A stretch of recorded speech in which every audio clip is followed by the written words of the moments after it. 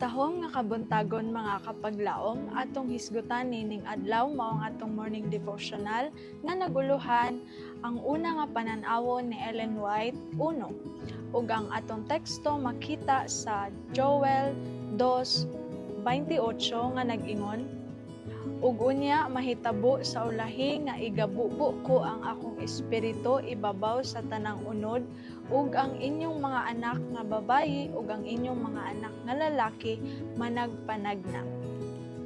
Niadtong Disyembre 1844 nag-ampo si Ellen Harmon uban sa upat ka mga babayi sa balay ni Mrs. Hines didto sa Portland, Maine.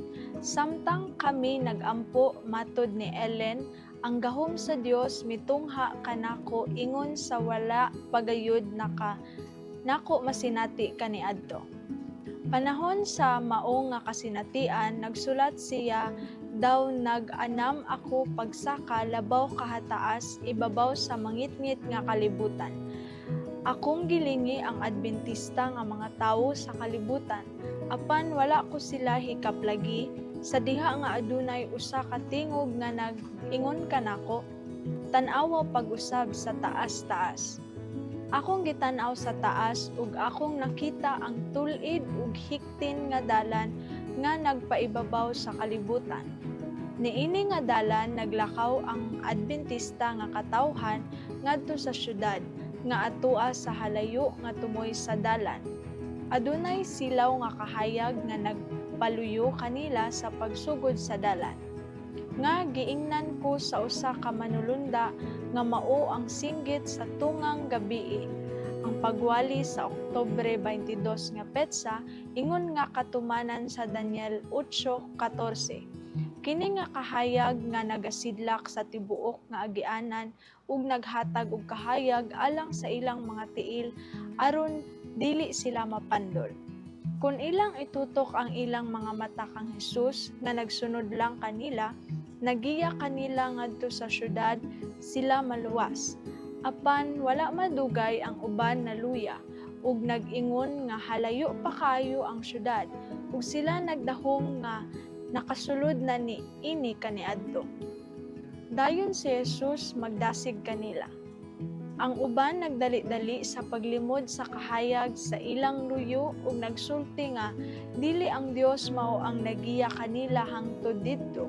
Napalong ang kahayag sa ilang likod nga nagbutang sa ilang mga tiil sa paglakaw diha sa tumang kangitngit. Ug nangapandol sila ug nangatumba ug nawad-an sa timaan ug kang Hesus ug nahulog sila ngadto sa kangitngit ug sa kalibutan sa ubos. Wala magdugay gidani ang among mga mata sa pagtan-aw ngadto sa silangan kay ang usa ka gamay nga itong nga panganod mipakita nga katunga sa kadakon sa palad sa tawo nga among nahibaluan mao ang ilhanan sa anak sa tawo. Kami nga tanan sa solemni nga kahilom mitan-aw sa panganod samtang kini nagkaduol og nag-anam kadan-ag mahimayaon ug nagaanam pagayud ka mahimayaon hangtod nahimo kining dakong panganod nga puti. Dayon gipatingog ang plata nga trumpeta ni Hesus samtang mikanaog siya sa panganod. Mitan-aw siya sa mga lubnganan sa nangatulog nga mga balaan. Dayon iyang gisaka ang iyang mga mata ug mga kamot ngadto sa langit. Ug misinggit, pagmata, pagmata, kamo nga nangatulog sa abog ug bumangon kamo. Mag-ampo ta mga kapaglaon. O Dios, salamat sa imong kahayag nga nagiya kanamo sa dalan sa kamatuoran. Tabangi kami nga magapadayon sa pagtan-aw kang Hesus aron dili kami mahulog sa kangitngit. Lig-una among pagtuo samtang nagpaabot kami sa imong mahimayaong pagbalik sa ngalan ni Hesus. Amen.